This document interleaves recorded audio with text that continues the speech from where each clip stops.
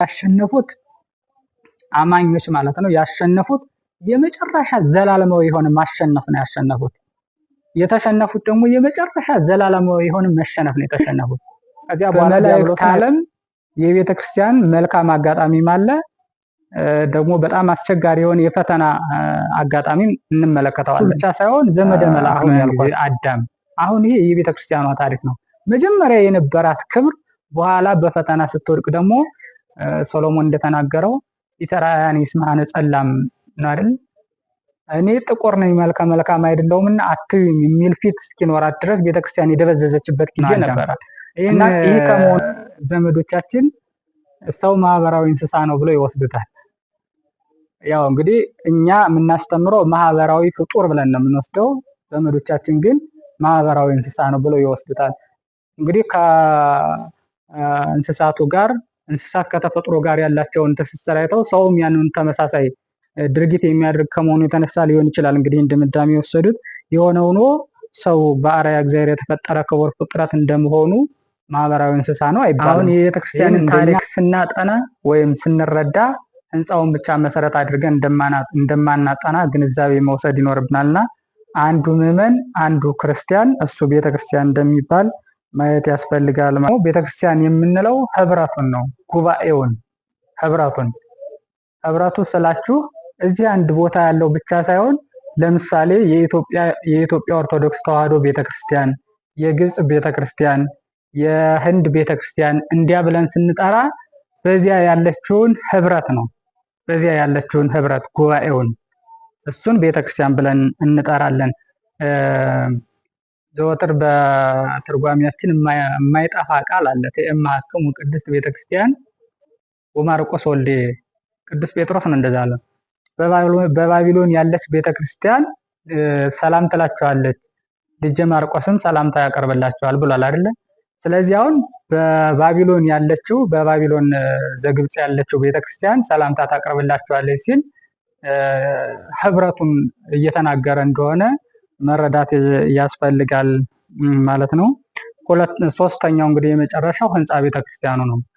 ታቦቱ ያለበት ጠቅላላ ስርዓት አምልኮ የምንፈጽምበት፣ ክርስቲያኖች ከእግዚአብሔር ምሕረት የሚለምኑበት የሚማጸኑበት፣ እነዚህ ጠቅላላ ስርዓት አምልኮ የሚፈጸምበት ቦታ ልዩ ከዓለም የተለየው ቦታ ደግሞ እሱ ቤተክርስቲያን ተብሎ ይታወቃልና። በሌላ በኩልም ቤተ ክርስቲያን የሚለውን ስንመለከት ባረክዎ ቤተ አሮን ስንላውን ምን ማለታችን ነው?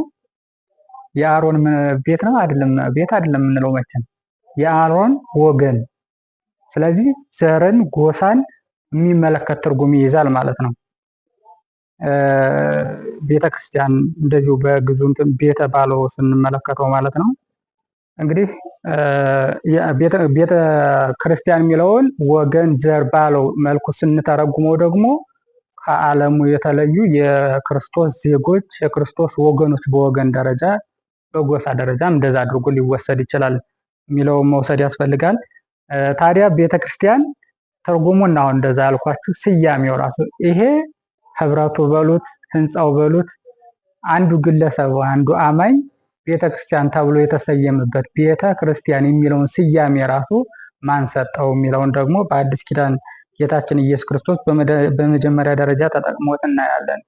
አንተ ኮኩ ወዲበ ዛቲ ኮኩ አንጻ ለቤተ ክርስቲያኔ፣ አንተ አለት ነህ በዚህችም ማለት ላይ ቤተክርስቲያኔን እሰራታለሁ ብሎ የተናገረው ራሱ ባለቤቱ ነው። ስሟን እንግዲህ ቤተክርስቲያን የሚለውን ስሟን የነገረን እሱ ነው ማለት ነው። በማቴዎስ 16 ላይ የምናገኘው ሐሳብ ነው። ሁሉም ወንድም ቢበድልህ አንድ ሰው ካንተ ጋር አንድ ሰው ሁለት ሰው ይዘህ ንገረው፣ እነሱን ባይሰማቸው ለማን ንገረው ነው የተባለው? ለቤተ ክርስቲያን። ስለዚህ ለቤተ ክርስቲያን አሁን መክራ ገስጻ እንድትመልሰው የዛን ሰው ስህተቱን እንድትነግረው ነው እንግዲህ ለቤተ ክርስቲያን ነገር የተባለውና ለህንፃው ወስደን ብንተረጉመው አሁን አይሆንም። ለህንፃው ወስደን ህንፃው በራሱ ሊመክር ሊገስጽ ሊያስተምር አቅጣጫ ሊያስይዝ አይችልም። በህንፃው ሰዎችን መሰረት አድርጎ ነው።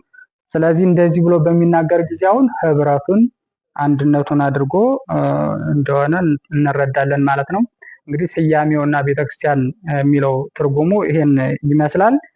እንዳጠቃላይ የቤተክርስቲያን ታሪክ ምንድን ነው? ዝም ብሎ እንዳጠቃላይ የቤተክርስቲያን ታሪክ ምንድን ነው የሚለውን ጠቅለል ባለ ሀሳብ ደግሞ ምንድን ነው የቤተክርስቲያን ታሪክ ማለት ከተሰራችበት ጊዜ ጀምሮ እስካሁን ድረስ ያሳለፈችውን አምላካዊና ሰብአዊ ክፉም ሆነ መልካም ገጠመኟ ቅደም ተከተሉን ጠብቆ የሚነገር ትምህርት ነው። እንግዲህ እናየዋለን ወደፊት ሰዎችን የተመለከተም እግዚአብሔርን የተመለከተም ታሪክ አላት። ክፉም የሆነ ደግሞ ደስ የሚያሰኝ መልካም አጋጣሚ አላት እና እነዚህን አጋጣሚዎች በዚያን ጊዜ ላልነበርነው ለአሁኑ ትውልድና ለቀጣዩ ቅደም ተከተሉን በዚህ ጊዜ እንዲሆነ በዚህ ጊዜ እንዲሆነ ማን ምን አደረገው የሚለውን ነገር በሙሉ በተሰናዳ መልኩ የሚነግረንና የሚያሳውቀን የትምህርት ዘርፍ ነው ማለት ነው። እንግዲህ እንደ ጠቅላላ የቤተክርስቲያን ታሪክ የምንለው የቤተክርስቲያን ታሪክ ሁለት መልክ አለው። በሁለት መልኩ ይታያል ማለት ነው። በሁለት መልኩ የመጀመሪያው አምላካዊ መልክ ነው። እንግዲህ በጣም በነገራችን ላይ ዶግማውንም ቀኖናውንም ትውፊቱንም ጠቅላላ ከታሪክ ውስጥ ማውጣት እንችላለን። መጽሐፍ ቅዱስ በእንትን ደረጃ ስንመለከተው በታሪክ መልክ ነው የምናገኘው።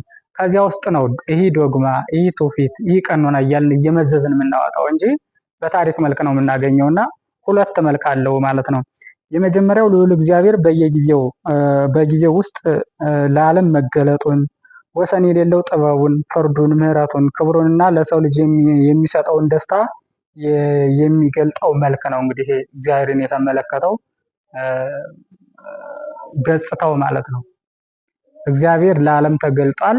ያ የተገለጠበት የአስተርእዮውን ታሪክ የምንመለከትበት ይሄ እግዚአብሔርን የተመለከተ መልክ አለው ማለት ነው። ስለዚህ የቤተክርስቲያን ታሪክ ስንል ሰዎችን ብቻ ወይም ሕንፃውን ብቻ የተመለከተ እንዳልሆነ ጠቅላላ ሀሳብ መውሰድ ያስፈልጋል ማለት ነው። በተለይ የእግዚአብሔር ክብርና የዓለም መድን የጌታችን መድኃኒታችን ኢየሱስ ክርስቶስ በምድር ላይ የመሰረተውን የእግዚአብሔርን ዘላለማዊ መንግስት ለመግለጽ ይህን እግዚአብሔርን የተመለከተ ብለን ልንወስደው እንችላለን። ሁለተኛው ግን ሰብአዊ መልክ ነው። እንግዲህ አጠቃላይ የሰው ልጅ ዘርን መልካሙንም ሆነ ክፉ ኑሮውን ቁሳዊውንም ሆነ መንፈሳዊ ህይወቱን ክፉንም ሆነ በጎ ምግባሩን በሚገልጠው መልክ ሲሆን ጠቅለል ባለ መልኩ የቤተክርስቲያን ታሪክ ስንል የእግዚአብሔር መንግስት በምድር ላይ እንዴት እንደተመሰረተ እንደዳበረና እንደተስፋፋ እንዲሁ የመንግስቱ ዜጎች ማለትም የብሉይ ኪዳንና የአዲስ ኪዳን አማኞች እንዴት እንደኖሩና እንደሚኖሩ የሚገልጥ ሀተታ ነው። እንግዲህ ሰውን የተመለከተ ያልነው ማለት ነው።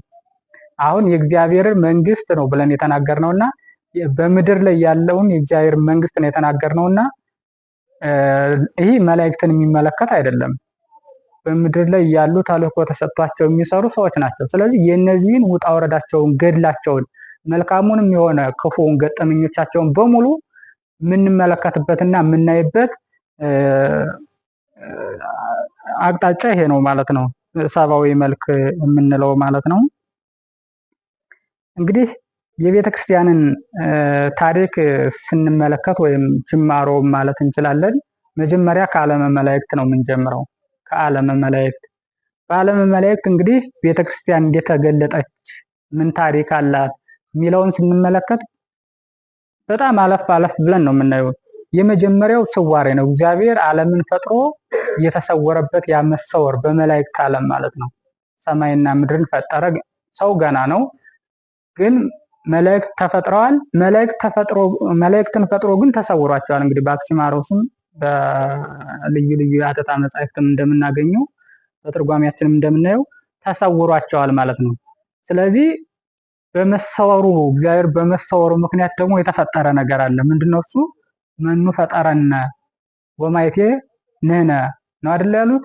በአጠቃላይ መፈላለግ፣ ይሄ ታስሶ እግዚአብሔርን መፈለግ፣ አእምሯቸው መጠቀም፣ እነዚህ ሁሉ የቤተክርስቲያን ታሪክ ናቸው። እነዚህ በዓለመ መላእክት የቤተክርስቲያን ታሪክ እንዲህ ብሎ ነው የሚጀምረው። ፈጣሪዋን ፈልጋ ለማምለክና ለሱ ለመገዛት የግድ መፈለግ ነበረባት እና ፈለገች። ስለዚህ በዓለመ መላእክት ማን ፈጠረኝ፣ እኔ ማን ነኝ፣ እንዲህ ብለው መሰረታዊ የሆኑ የማንነት ጥያቄዎች አነሱ መላእክት። ከዚያ በኋላ እንግዲህ የተፈጠረውን ታውቃላችሁ። በ3 ነው በ4 ክፍል ተከፈሉ ማለት ነው። ዲያብሎስ አነ ውእቱ ገባሪሆሙ ለሉ ፍጡራን ብሎ ተነሳ። እኔ ፈጣሪ ነኝ ብሎ ተነሳ። ከዛ ሌሎች ደግሞ እሱን የመሰሉት ደግሞ አዎ ፈጣሪ ነው ብለው ተከተሉት። እንግዲህ ዲያብሎስን የሚመስሉ ናቸው እነዚህ። ሌሎች ደግሞ አልፈጠረም ብለው የተቃወሙት ናቸው። እንግዲህ አንተ ፈጣሪ ከሆንክ አሁን ፈጥረ ለምን አታሳየኝ ብለው ምክንያታዊ ጥያቄ ሁሉ አንስተው ዲያብሎስን የተከራከሩት የነዚህ ክፍል ነው። ሌላኛው ደግሞ በብዥታ ውስጥ የኖሩ ናቸው። ግራ በመጋባት ፈጥሮ ይሆን ሳይፈጥር ይሆን እንደዚህ በማለት አሁን በዓለመ መላእክት የቤተክርስቲያን የተጋድሎ ህይወት መመልከት ያስፈልጋል። በጣም የሚደንቀው የዚህ የዓለመ መላእክት የቤተክርስቲያን ፈተና ከአካላዊው ይልቅ ህሊናዊ ፈተና በጣም ይጸናል። በጣም ዓለምን የሚያሸንፈውና ከባዱ ደግሞ ይሄ ነው፣ ህሊናዊ ፈተና። ህሊናዊ በኋላ እናየዋለን። በአዲስ ኪዳን ማለት በዚህ ዓለም ማለት ነው። በዚህ ዓለም ሰዎች የሚፈተኑት እና በጣም የሚስቱት በህሊናዊ ፈተና ነው።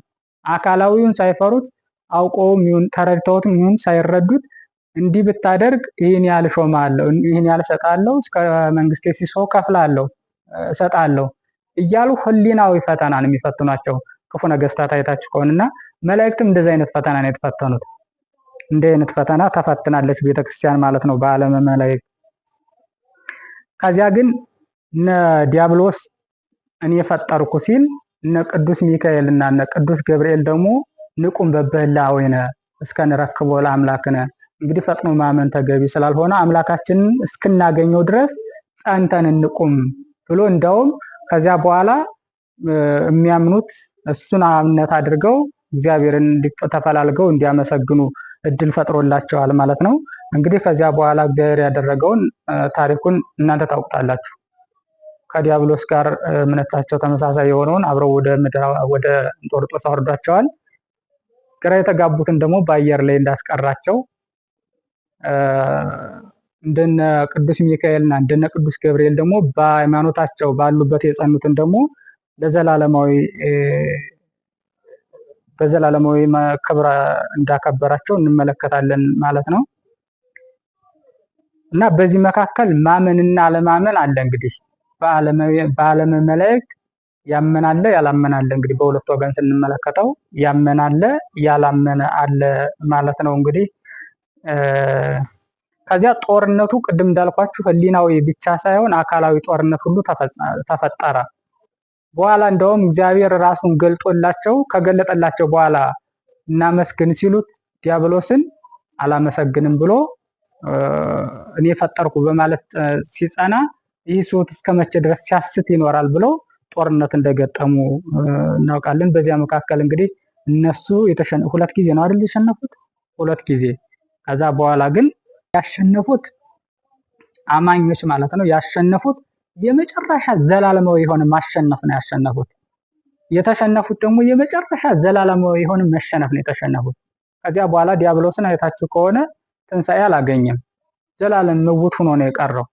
ዘላለም ተሸናፊ ሆኖ ከዛ እነ ቅዱስ ሚካኤል እነ ቅዱስ ገብርኤል እና እነሱን የመሰሉት ደግሞ ለዘላለም አሸንፈው እንደዚያ ሆነው ኖሩ ማለት ነው። ፍጹም የሆነ ማሸነፍ ነው ያሸነፉት። ፍጹም የሆነ መሸነፍ ነው የተሸነፈው። ፍጹም ስላችሁ ጉድለት የሌለበት ማለት ነው። ከዚህ በኋላ እነ ቅዱስ ሚካኤል እንውረድ ብለው ወደ ስህተት ሊወርዱ አይችሉም። ተጋድሏቸውን አሸንፋቸውን ማለት ተልኳቸውን ፈጽመዋል። ዲያብሎስ ደግሞ ከዚህ በኋላ ሊመለስ ሊል አይችልም። በሐሰትና በክህደት ተፈጽሟል እሱ ማለት ነው። ይህ ተፈጠረ ማለት ነው። ከዚያ እግዚአብሔር በዚህ ታሪክ ውስጥ እግዚአብሔር በፍርድም በብርሃኑም በተለያየ መንገድ ተገልጧል። አስተርእዮተ እግዚአብሔር አለ። በዚህ በዓለመ መላእክት ቤተክርስቲያን ታሪክ ስንመለከት በእነዚያውን ባልኳችሁ ጉዳዮች እግዚአብሔር ተገልጧል ማለት ነው። ከዚያ ሲገለጥላቸውና ሲያውቁት ደግሞ የተቀደሱት ቅዱሳን መላእክት ያመኑት ማለት ነው ለመጀመሪያ ጊዜ አመስግነውታል ማለት ነው። በፍጡር ደረጃ ለመጀመሪያ ጊዜ አመስግነውታል። ጥንተ አኮቴተ መላእክት ብለን እንወስደው እንችላለን ማለት ነው። እና እንግዲህ በመላእክት ዓለም የቤተ ክርስቲያን መልካም አጋጣሚም አለ፣ ደግሞ በጣም አስቸጋሪ የሆነ የፈተና አጋጣሚም እንመለከተዋለን። አሁን ያልኳችሁን ማለት ነው በሁለቱ መንገድ ልንመለከተው እንችላለን። እንዲሁና ተፈትና በመላእክት ዓለም ያለችው ቤተክርስቲያን አሸንፋለች። አሁን ገና በተጋድሎ ላይ ያለችው ግን በዚህ በምድር ላይ ያለችው ናት ማለት ነው። ስለዚህ በመላእክት ነገሮች መመልከት እንችላለን ማለት ነው። ቤተክርስቲያን ደግሞ ከዚያ ቀጥሎ እንግዲህ በዘመነ አበው ነው። እንግዲህ ቤተክርስቲያን በዘመነ አበው ታሪኳን ስንመለከት ደግሞ የመጀመሪያው በኩረ ፍጥረት ከሰው አንጻር ማለት ነው የመጀመሪያው ፍጥረት አዳም ነው እንግዲህ እና ከሱ ከክብሩ ጀምሮ እስከ ውድቀቱ ያላትን ወይም እግዚአብሔር በዚህ ህይወት የተገለጠበት ሁኔታ እሱ የቤተክርስቲያኗ ታሪክ ነው። የቤተክርስቲያኗ ታሪክ ነው ማለት ነው። በመጀመሪያ ደረጃ አዳምን ስንመለከተው በአርአያ ወበአምሳለ እግዚአብሔር ነው የተፈጠረው። በአርአያው በአምሳሉ ፈጥሮ በልጅነት አክብሮ በመላእክት ታጅቦ ገነት እንዳስገባው ነው እንግዲህ ታሪኩን እናውቀው አጠር ለማድረግ ማለት ነው። እና አርአያ እግዚአብሔር ያለው አምሳለ እግዚአብሔር ያለው ፍጥረት አድርጎ ፈጥሮታል። ወልደ እግዚአብሔር ነው ያን ጊዜ። ከዛ እሱ ብቻ ሳይሆን ዘመደ መልአክ ነው ያን ጊዜ አዳም። አሁን ይሄ የቤተክርስቲያኗ ታሪክ ነው። መጀመሪያ የነበራት ክብር በኋላ በፈተና ስትወድቅ ደግሞ ሶሎሞን እንደተናገረው ኢተራያን ይስማነ ጸላም ነው አይደል? እኔ ጥቁር ነኝ መልከ መልካም አይደለሁምና አትዩኝ የሚል ፊት እስኪኖራት ድረስ ቤተክርስቲያን የደበዘዘችበት ጊዜ ነበረ። እና ይሄ ከመሆኑ በፊት ግን መጀመሪያ ዘመደ መልአክ ነበረ ማለት ነው አዳም።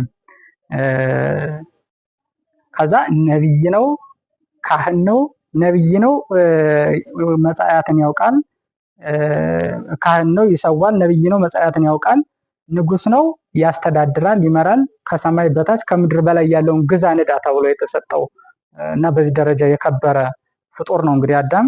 እና በሱ ህይወት ደግሞ እንደዚሁ አምልኮ አለ። እግዚአብሔር ማመስገን ከመላእክት ጋር ጊዜያት ያደርስ ነበር ብለን የለ አሌፋትን እየጸለየ ጊዜያትን ያደርስ እንደነበረ ይሄ አምልኮ ነው። እንደገና ደግሞ ካህን እንደመሆኑ ደግሞ መስዋዕት አቅርቧል። እንግዲህ መስዋዕት ምናልባት የበጉ የላሙ ወይም ደግሞ እንዳሁኑ ባለ መልክ ላይሆን ይችላል። በገነት የነበረውን ስንመለከት መስዋዕት የሚባለው ጠቅላላ አምልኮ የምንላቸውን ነገሮች ለእግዚአብሔር ማቅረብ፣ ጊዜን መሰዋት ሊሆን ይችላል፣ ምስጋና ማቅረብ ሊሆን ይችላል። ቅዱስ ጴጥሮስን በእርግጥ መናፍቃንን ለሁሉም ካህን ነው ለማለት ይጠቀሙትም በሀብተ ክህነት ሁሉም የክህነት ስራ ሊሰራ እንደሚችልና ግን የተለየ በስልጣነ ክህነት የሚፈጸም እንዳለ ግን በተለየ ሁኔታ የምናስረዳበት እሱ ራሱ አገልግሎት ማለት ነው መስዋዕት የሚባለው። ከዛ ህግ ደግሞ አለ። ህግን አንረሳም። ቤተክርስቲያንን በዘመነ አበው እግዚአብሔር ያለ ህግ አልተዋትም እና ህግ አለ። ያችም ህግ ዕፀ በለስ ነው፣ ብትበላ ትሞታለህ፣ ስለዚህ እንዳትበላ የሚለው ማለት ነው። እሱ የእሱ ታሪክ አለ። ከዛ አስተዳደር አለ።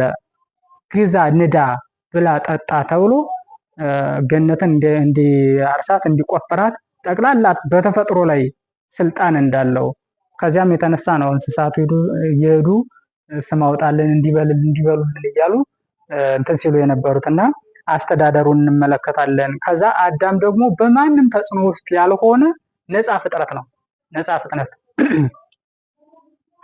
ስለዚህ ነፃነትን እንመለከተዋለን፣ ተድላ ገነትንም እንደዚሁ እንመለከታለን ማለት ነው። ይሄ ሁሉ በአዳም በነበረበት ጊዜ የሚደረገው የቤተክርስቲያኗ ታሪክ ነው።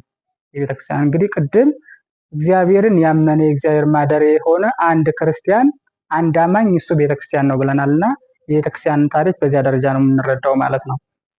ከዚያ አዳም ይሄ ብቻ ሳይሆን ማህበራዊ ፍጡር ሆኖ የተፈጠረ መሆኑን እሱን ደግሞ በደንብ ማየት ያስፈልጋል። ያ ማለት ህብረታዊ ነው ተፈጥሮ ራሱ ማለት ነው። እንግዲህ ህብረታዊው ከማን ጋር ነው ካል የመጀመሪያ ደረጃ ስንመለከተው እንስሳት እየሄዱ ስም አውጣልን አርደ ብላን እንዲህ እያሉ ከፊቱ እየሄዱ ሲሰግዱ እያየ ስም እያወጣላቸው እሱ ግን ብቻውን ሆኖ እንደነበረ አዝኖ እንደነበርና ታሪኩን እናያለን። በኦሪት ዘፍጥረትም በሀተታው ላይ እንደተቀመጠው በሌላ መጻሕፍትም በእነ አክሲማሮስ የመሰሉ መጻሕፍት። ስለዚህ አዳም ብቻውን መሆኑ ለሱ ለጠባዩ ምቹ አልነበረም። ስለዚህ እግዚአብሔር ምንድነው ያለው? ንግበር ሎቱ ቢጸ ዘይረድኦ፣ የሚረዳው ኢኮነ ሰናይ ለጓለ እመሕያው ይንበር ባሕቲቱ ነው አይደል? ብቻውን ይኖር ዘንድ ለሰው ልጅ መልካም አይደለም። ስለዚህ የሚረዳው እንፍጠርለት ብሎ እግዚአብሔር ረዳቱን ሔዋንን እንደፈጠረለት እንመለከታለን። እንግዲህ የተፈጠረችበት መንገድ እሱ ራሱ የቤተ ክርስቲያኗ ታሪክ ነው። እሱ የተፈጠረችበት መንገድ የሆነ ሆኖ ህብረታዊ ከመሆኑ የተነሳ ሰው ተፈጠረለት ማለት ነው። እሱ ብቻ አይደለም፣ ሰውና ሰው ብቻውን ሊኖር ስላልሆነ የተፈጠረው ከሌሎች ጋር ህብረታዊ ሆኖ ሊኖር ስለሆነ የተፈጠረው ምን ተደርጓል ማለት ነው? ከእንስሳቱ ከእጽዋቱ ጠቅላላ ከተፈጥሮ ጋር ተግባብቶ እንዲኖር ተሰናስሎ ህቡር ሆኖ እንዲኖር ሆኖ ተፈጥሯል ማለት ነው አዳም። ይህን ዘመዶቻችን ሰው ማህበራዊ እንስሳ ነው ብለው ይወስዱታል። ያው እንግዲህ እኛ የምናስተምረው ማህበራዊ ፍጡር ብለን ነው የምንወስደው። ዘመዶቻችን ግን ማህበራዊ እንስሳ ነው ብለው ይወስዱታል።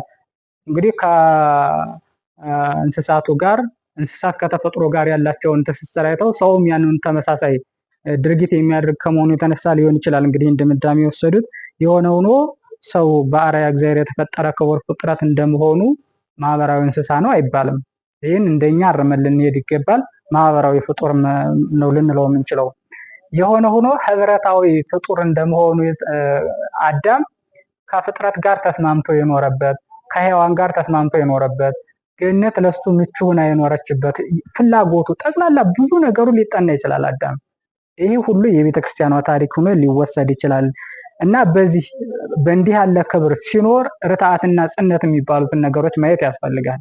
ርትዓትና ጽነት የሚባሉት ርትዓት የሚባለው በገነት 7 ዓመት ጸንቶ እግዚአብሔርን እያመለከ ለእግዚአብሔር ተገዥ ሆኖ ሕጉን ጠብቆ የኖረበት ይህን ክብሩን ጠብቆ ከፍ እንዳለ የቆየበት ያ ርትዓት ይባላል። ቀጥ ብሎ ለእግዚአብሔር ሕግ ጸንቶ የኖረበት ማለት ነው። ከዚያ በኋላ ግን በዲያብሎስ ትምህርት ምክንያት ጽነት አደረበት፣ አምላክ የመሆን ፍላጎት አደረበት። ከዚያ በኋላ ጸነነ ማለት ነው ለኃጢአት። ከዚያ በኋላ ግን በአዳም ሕይወት የተፈራረቀውን ነገር ስንመለከት እንግዲህ ዕፀ በለስን በላ። ከዚያ በኋላ ኃጢአት ሆነበት። ያ የኃጢአት ደግሞ አስፈረደበት። ያ ፍርድ ደግሞ ምንን አመጣበት ማለት ነው? ፍዳን፣ ሞትን አመጣበት ማለት ነው። ይሄ የቤተ ክርስቲያኗ ራሱን ችሎ ታሪኳ ነው። ቅድም እንዳልኳችሁ ፊቴን አትዩኝ እስከምትል ድረስ በመልኳ እስክታፍር ድረስ የደበዘዘችበት ማለት ነው። ይሄ ታሪኳ ነው። በኃጢአቱም ምክንያት ከእግዚአብሔር ጋር ፍጹም ጽል ሆነ። ከእግዚአብሔር ጋር ብቻ ሳይሆን ቅድም ዘመደ መልአክ ነበሩ፣ ወልደ እግዚአብሔር ነበር ምናምን ብያቸዋለሁ። ይህን ሁሉ አጣ። በጣም የሚደንቀው ከእግዚአብሔርና ከመላእክት ጋር መስማማቱ ያ መቅረቱ ብቻ ሳይሆን ከተፈጥሮ ጋር ጠቅላላ ከፍጥረቱ ጋር ቀድሞ እየሄዱ ይገብሩለት ይሰግዱለት የነበሩት አሁን ግን በጠላትነት የሚፈላለጉት ሆነዋል። እንግዲህ በውዳሴ ማርያም ትርጓሜም በተለያየ አጋጣሚ እንደምታውቁት ማለት ነው። ፍጹም ጽል ሆነ ማለት ነው ባጭሩ።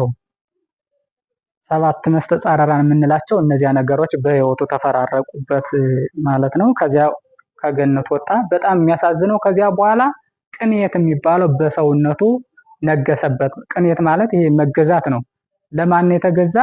ለዲያብሎስ ተገዥ ሆነ። ፍጹም ለዲያብሎስ ተገዥ ሆነ። በጣም የሚያሳዝነው ደግሞ የራሱን ጠባይ ማሸነፍ የማይችል ሆነ ማለት ነው። የራሱን ጠባይ ፍትወቱ ገዛው ማለት ነው። ፍትወቱ እና በጎ ለማድረግ እንኳን አቅም አጣ። ቅዱስ ጳውሎስ በጣም በሚገርም ሁኔታ ሮሜ 7 ላይ ገልጾታል። ፈቂደ ሰናይሰ ሀሎ ሀቤ ነው አይደል? ወምግባረ ሰናይ አልበየ፣ መልካም ለማድረግ ሁል ጊዜ አስባለሁ፣ ሐሳቡ አለኝ አለ። ነገር ግን ማድረግ የሚባለው ምግባር የሚባለው ነገር የለኝም፣ ምግባር የሚባለው የለኝም ብሎ ይናገራል። እንደውም ቅዱስ ጳውሎስ ነፍስና ስጋ ኃጢአትና ሰው እንዴት እንደተጣላ ሲናገር እንዲህ ብሎ ይናገራል። ዋየለኒ ዝኩ ኃጢአት ዘውስተ አባልየ ወፄኦ ወኒ መንገል ይሆን አይደል ያለው። ያ በሰውነቴ ያለው ኃጢአት ያ ምን አለኝ ነው? በረታብኝ። ወፄኦ ወኒ መንገሌው ወደ እርሱም ስቦ አስገባኝ። ከዚያ የተነሳ ነው በጎ ለማድረግ አቅም ያጣው ማለት ነው። ያስባል ግን አቃተው፣ ያስባል ግን አቃተው እና ጌታችን በኋላ ሰው ሆኖ ይህንን የአዳም የአቅሙን ማጣት የመለሰለት ያችን ኃጢአት ከአዳም ሰውነት መጥቶ ሰው በመሆን ነው። ያችን ኃጢአት ቀጥቶ ነው እዛ ሰው ለጽድቅ እንዲበረታታ። እንደውም በራዕየ ዮሐንስ ላይ በትርጓሜ እንደምትሰሙትና እንደተማራችሁት ምን ሆነ ነው የሚለው? ለምግባር መባረድ ለኃጢአት መናደድ ሆነ ነው አይደለ? ሲሶ መላኩ የጽዋውን ወደ ጽዋ ማቱን ወደ ባህር ደፋ ብሎ እዛ ላይ ያተቱት ሊቃውንት ማለት ነው። ለምግባር ዕፀ በለስን ከበላ በኋላ ሰው ለምግባር ቀዝቃዛ ለኃጢአት ግን ምውቅ ሆነ ተብሎ ተነግሯልና እንደዚያ ሆነ ማለት ነው ባጭሩ። ከዚያ ዕዳ የሚባል እንቅልፍ የሚነሳ ነገር በአዳም ባህሪ ተገለጠ ማለት ነው። ለበደለው በደል ካሳ አድርጎ የሚሰጠው ነገር እሱ የአዳም ዕዳ ነበረ። ስለዚህ ያንን ለመክፈል ደግሞ አቅም አልነበረውም። ያንን ዕዳ ተሸክሞ ሁሉ ጊዜ እንደዛ የሚዞር ሆነ ማለት ነው አዳም። ከዚያ ጠቅላላ ባህሪው ጎስቋላ ሆነ። እንግዲህ እዛ በኋላ ፍጹም ሐዘን ሆነበት ማለት ነው አዳም፣ ፍጹም ሐዘን ሆነበት። ከዚያ እዛ በኋላ ከገነት ወጣ። ከወጣ በኋላ ልጆችን ወለደ። ያለውን ሁሉ አወረሰ። እዛ በኋላ ያለውን ሁሉ አወረሰ። ያለውን ስላችሁ መልካሙንም ኃጢአቱንም ይህን ሁሉ አወረሰ ማለት ነው። ጥንተ አብሶ በሱ በኩል ነው የወረስነው። በሱ በኩል ልጁ በሙሉ በጥንተ አብሶ እንዲገዛ የሆነው ከአባታቸው በወረሱት ነው። ስለዚህ መልካሙንም በጎውንም አወረሳቸው ማለት ነው። እና በዚህ ታሪክ እግዚአብሔር ተገልጧል። ሲፈርድባቸው፣ ተስፋ ሲሰጣቸው፣ አዳም መስዋዕት ሰውቶ አድነኝ ብሎ ሲጠይቀው ተወለድ ሞለተ ወለተ ከሚለውን ተስፋ ሁሉ ሰጥቶ ጠቅላላ በፍርዱም በተለያዩ ምክንያቶች እግዚአብሔር ተገልጧል ማለት ነው። ይሄ አሁን ያልኳቸው የቤተክርስቲያኗ መልካምም በጣም አሳዛኝም ታሪኳ ነው። በብሉይ ኪዳን በአዳም ዘመን ብቻ የሆነው ማለት ነው። ከዚያ እንግዲህ ልጅ ወልዷል ብያችኋለሁ። አዳም ልጅ ከወለደ በኋላ ደግሞ የተፈጠረ ነገር አለ። አንዱ ያሳዘነውም የወለዳቸው ልጆች አለመስማማታቸው ነው። ሞት የሚባለው ለመጀመሪያ ጊዜ በአቤል በኩል ነው። እንግዲህ ትሞታለህ የሚባለው ኦሪት ዘፍጥረት ላይ ትርጓሜው ላይ እንደምናገኘው ሞት ይህችን ዕፀ በለስ ብትበላ ትሞታለህ ብሎ ተናግሮት ነበር ለአዳም ማለት ነው።